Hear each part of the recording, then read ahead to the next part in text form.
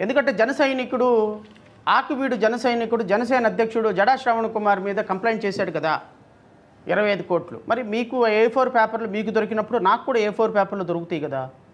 మరి మీకు ఇన్ఫర్మేషన్ దొరికినప్పుడు నాకు కూడా ఇన్ఫర్మేషన్ దొరుకుతుంది కదా.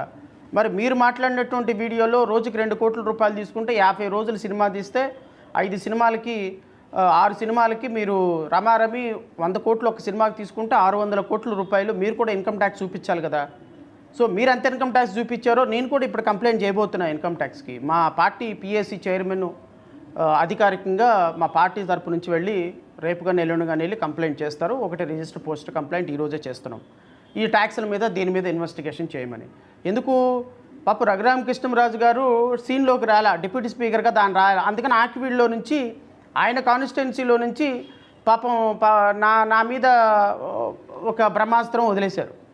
సో నాకేమవుతుంది, నాకేం కాదు, పిచ్చుక మీద బ్రహ్మాస్త్రం అంటారు కదా, పిచ్చుక బ్రహ్మాస్త్రం వదలగానే ఇట్లా పిచ్చుక తప్పుకుంటే బాణం వెళ్ళిపోద్ది.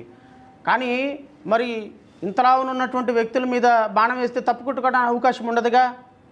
సో ఆ బాణం ఎప్పుడు వేయాలో ఎలా వేయాలో కూడా నేను కూడా వేస్తాను. బట్ ప్రస్తుతానికైతే మాత్రం మన రాష్ట్ర ఉప ముఖ్యమంత్రి గారి యొక్క ట్యాక్స్ మీద ఒకసారి అధికారికంగా ఇన్వెస్టిగేషన్ చేయమని కేసు వేస్తాను.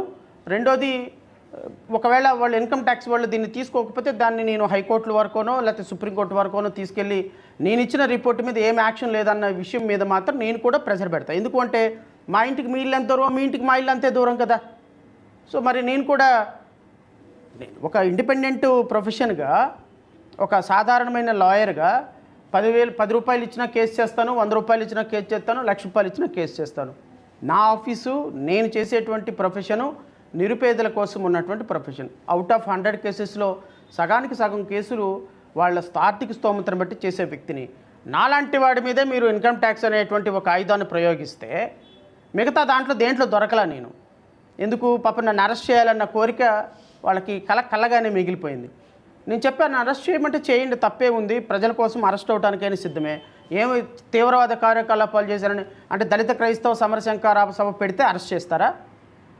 సమస్యలు రిప్రజెంట్ చేస్తే అరెస్ట్ చేసే తీవ్రవాదుల చర్యలుగా మీరు భావిస్తానంటే సమాజం ఆలోచించుకుంటుంది, అరెస్ట్ చేయమనండి, నో ప్రాబ్లం. అత్యవసర ఆమోదం వదిలినట్టు ఈ ఆంధ్రప్రదేశ్ ప్రభుత్వంలో ఎవడు పడితే ఆడు ఇష్టం వచ్చినట్టు మాట్లాడితే అత్యవసర ఆమోదంలాగా వదిలేస్తారా? మళ్ళీ ఇక్కడ KVR అన్నవాడికి బొబ్బిలి కోర్టులో రిమాండ్ ఇచ్చారు. ఈయన ఎందుకు వదిలేస్తారు?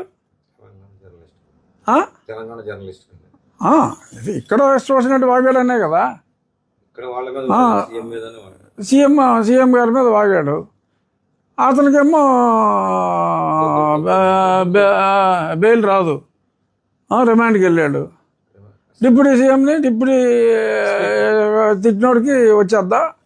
రావణన్నవాడికి కనుక రిమాండ్ వేస్తే కనుక తహసీల్దార్ సస్పెండ్ చేస్తానని చెప్పి ఛాలెంజ్ చేస్తున్నాడు. నోటికి వచ్చింది మాట్లాడతా అండి, ఇది కరెక్ట్ కాదు కదా. సో అది దురదృష్టం. మరి ఏపీపీలు వీళ్ళు ఒకసారి FIR బుక్ అయిందంటే దానికి సరే వదిలేరు. వదిలితే ఏం చేయాలి? ఇమీడియట్గా ఛార్జ్షీట్ ఫైల్ చేయాలి. ఛార్జ్షీట్ ఫైల్ చేసి ఆ శిక్ష తొందరగా పడేలా చూడాలి. ఇప్పుడు అసలు మాట్లాడిన దానికి శిక్ష లేకపోలేదు.